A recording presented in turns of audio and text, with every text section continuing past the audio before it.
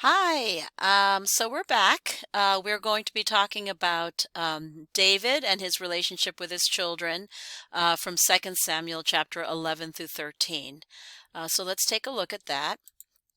So as I had said in the previous video, um, Second Samuel is part of what's called the Deuteronomistic history, which is describes the rise and fall of the nation Israel from the point of view of source D, which you should be familiar with from the JEDP discussion in one of the chapters from Howard.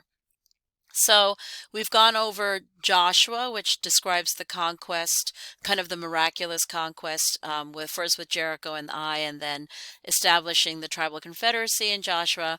Then the different version that you see in Judges 1 and 2, and I think a sampling of stories from Judges about the tribal confederacy and how there are various skirmishes that various tribal judges have with their neighboring enemies. Then I looked at some descriptions of Samuel the prophet slash judge, the last judge, from First Samuel, describing how he was trying to deal with the Philistine crisis and how the people of Israel then, asked for a king, which he said, it's not going to be great, but they said, no, we want a king anyway. At which point they elected Saul as their first intermediate king, who did a lot of the fighting against the Philistines, but had to deal with establishing the monarchy, kind of getting his kingdom in order, and also competing against David, who was kind of an up-and-coming, person on the horizon. Saul commits suicide. And then David, starting in 2 Samuel, basically finishes off the Philistines, conquers Jerusalem, and establishes the nation state of Israel. Now, as the things start to settle down, and he has everything under control, and the nation state is flourishing. He does things like building a standing army, expanding the territories, bringing in new money into this new country, Israel, uniting the 12 tribes under this monarchy. Things start to settle down, and we come to 2 Samuel chapter 11, where problems, now that the problems of the country are settled, he has problems within the home. So I wanted to take a closer look at these stories. So it ends up that in chapter 11, David doesn't go to war, and when idle hands make trouble, he sees Bathsheba, the wife of Uriah the Hittite, taking purifying herself after her period, and what normally happens is when you have your period, you tend to like keep to yourself, right? Because it's impure, for the period of the period, and then the week after you purify yourself. So as we know, period of ovulation is usually 2 weeks, the 14th day of your cycle. So she is purifying herself, which also means she's probably ovulating, right? So he sends someone, and we don't know whether she went willingly or not, but if the king orders you to the palace, you're going to go. So this is not great. He may have raped her. Who knows? Because she can't really say no, even though she's married. So she gets pregnant. David wants to validate the pregnancy, so he makes Joab, his right-hand man, bring her husband back and kind of encourages him here to sleep with his wife, but Uriah doesn't want to have the privileges that other soldiers do not, so he refuses. As a result, because he can't legitimize the pregnancy, because Uriah won't sleep with his wife, David then sends Uriah to the front line, and Uriah is killed. So that's not a great kingly effort at this point. So Uriah dies, and when the wife of Uriah heard that her husband was dead, she made lamentations. But then David does legitimize the pregnancy and brings her to the house, and she became his wife, and she bears him a son.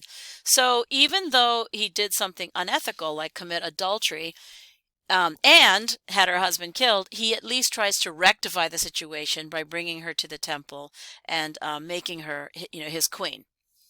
So we move to chapter 12, where Nathan the prophet, who functions kind of like God's conscience to David, because David is a secular king and Nathan is a prophet. Nathan, tells him this parable about a rich man who had many flocks and herds, but a poor man had nothing but one little ewe lamb, and then the rich man takes that one ewe lamb, and David says, "Oh, that rich man is terrible," and Nathan said, "Well, actually, you're that guy. You had everything, but you took the one wife of Uriah the Hittite away from him," and so David realizes that's him. And Nathan said, "Well, now the sword will never depart from your house, for you have despised me, and have taken the wife of Uriah the Hittite to be your wife. I will raise up trouble against you from within your own house, and I will take your wives before your eyes, and give them to your neighbor, and he shall lie with your wives in the sight of this very sun." So there's going to be turmoil within the house as a result. It ends up that as a punishment, the baby that Bathsheba bore David dies. And David mourns it while it's still living, but once it's dead, David rose from the ground, washed and anointed himself, and changed his clothes. And everyone said, "Wow, you fasted and wept for the child while it was still alive. When the child died, you rose and ate food." And David is practical. If there's a chance to save the child, he will fast and he will weep and he will pray. But when the child dies, he's like, "What good is it now? I got to keep moving." So even though he's unethical in terms of committing adultery and getting the husband killed, he knows when he made a mistake. He acknowledges God's punishment, which makes him better than someone who would lie or deny it. Do you know what I mean? Then he consoled his wife Bathsheba. He doesn't just get rid of her. She has another son, and that's Solomon, who will eventually become the next king. So even though he did something wrong to begin with, it ends up that he does treat Bathsheba well, and she gives him another son, and we know that Solomon will become the next king of Israel. Okay? So he has other children with other women, and some time passed, and David's son Absalom had a beautiful sister whose name was Tamar. Now, if you read this chapter, it ends up that David's other son Amnon falls in love with his half-sister. So we have Absalom and Tamar as sister and brother from one wife, and then we have Amnon, the son, from another wife, but they are siblings, but Amnon is in love with Tamar. So he orchestrates it that she come to his he pretends to be sick, and he asks Tamar to make him some cakes in his bedroom, which she does, and it's kind of creepy and weird because he's just like lying in the bed, and she's got to do the slow process of kneading the bread, and it's very kind of like weirdly creepy and sexual, right? And then as he's watching her in this creepy way, making these bread cakes, he ends up raping her, raping his sister. It seized with a great loathing. So she says, "Come lie with me, sister." And she says, "Don't do that, because the thing is not done in Israel. Don't do anything so vile. Where would I carry my shame? I'm a ruined woman." Right? So you do not have sex with your sister. Number one, because it is absolutely immoral. And number two, because it would ruin her and her potential to be a wife to someone else. But he did. He raped her. Then he kicks her out. She's like, "Wait a second, you can still legitimize this. The wrong in sending me away is greater than the other that you did to me." But he's like, "Get out." So now she has to put ashes on her head, put her hand on her head, and went away crying aloud as she went, because now she's got to kind of bewail her virginity on the hillside because she's used goods and basically useless, right? So her brother Absalom said to her, "Has Amnon your brother been with you? Be quiet for now, my sister. Do not take it to heart." So basically, she was not vindicated and was just forced to stay in the palace, not justified or having no recompense, for what happened.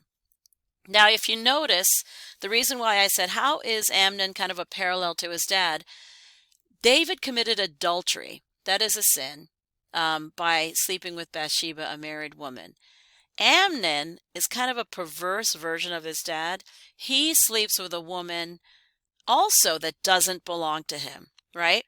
But he sleeps with his sister. So it's like they both do something that's immoral, But we've heard of people, commit adultery. That happens all the time.